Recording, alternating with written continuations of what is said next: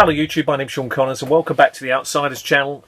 This week I'm going to do, or this point of this week, I'm going to do a DM's tips program because I've realised when I've been doing this Advanced Civilization how deep it is. I mean, the more I actually get into the game, the more I realise as I start videotaping anything, how much time it's going to take to do properly and give it justice. And I want to give it justice so you can see the full spectrum of the game. That means just taking my time with it rather than trying to rush it. So I'm going to slow the schedule of release of those videos down and at least release one or so a week, and while not neglecting other things that I'm actually enjoying. And I have been saying this is a little mini series that I wanted to conclude of these DMing tips and advice. And the last one, of course, is knowing your strengths and weaknesses, and that's what we're going to focus on in this video.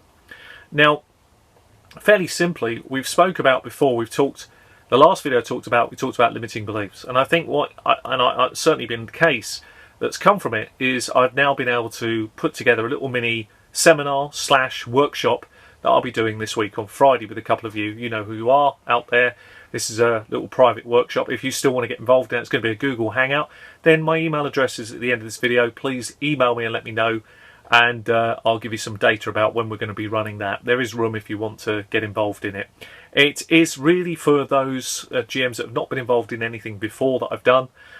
So just bear that in mind if you have.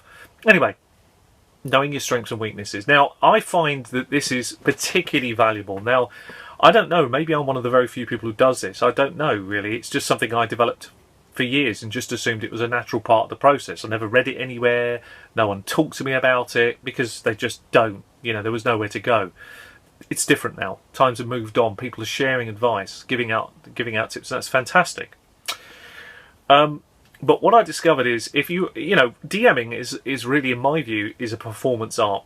It really is. It's about harnessing your own personal energy. It's about harnessing your delivery style. It's about harnessing what you do best and delivering that every time. And I've said before in videos that I've run that for me, when I DM, I imagine that it's the very, very last time that I'm ever going to run a game.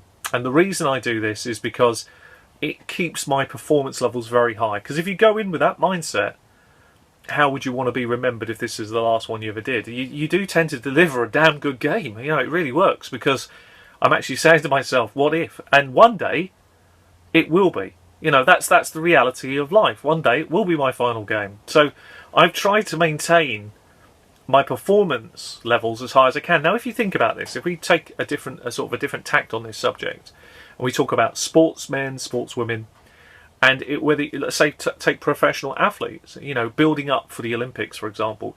Well, there's a cycle, isn't there? There's pardon the pun, but there's a natural progression that you build up, trying to peak at just the right time. And that's the same in DMing. Every time you come to the table, you want to peak at just the right time. And equally, there's a process where they have to try things out, practice differently, go do things differently, work harder. You know, and that is a bit about DMing, isn't it? That's the same thing. If you've got an interest in developing the craft, then you will look at things uniquely. Now, of course, you can go to books, you can go to resources, you can go to fellow GMs and ask for advice, and that's all very valid.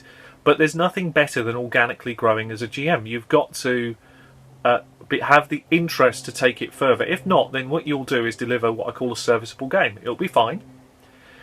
But will you ever come away from it ever feeling you've reached something really special is happening around that table? Will you ever have that? Will you ever recognise that you have that? Or will you ever, will that happen? I mean, it's one thing for everybody to have. I know we use this a lot. As long as it's fun, that's fine. Which is true. That is true. But everybody's definition of fun is very different.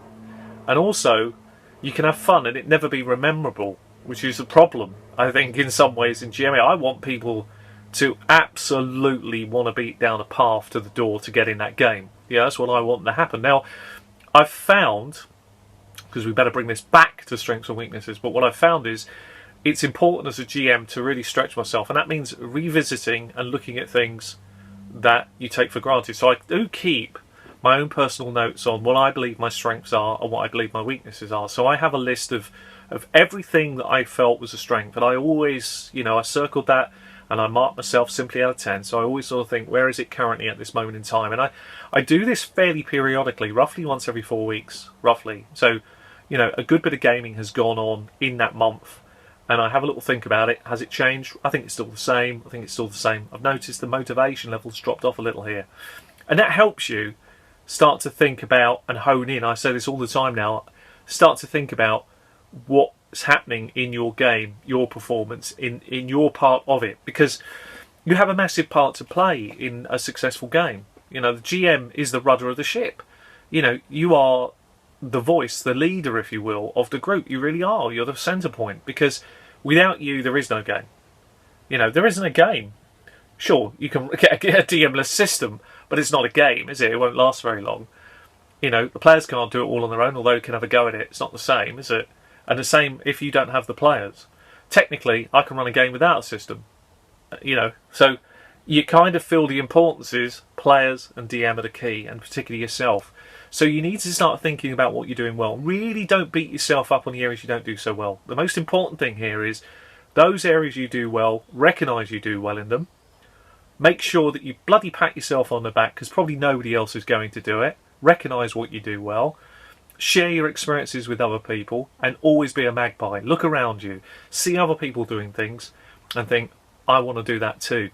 And I've met some fantastic DMs in my time. All had an impact and an influence of me, even though they may not realise it. Of course they have. Of course they have.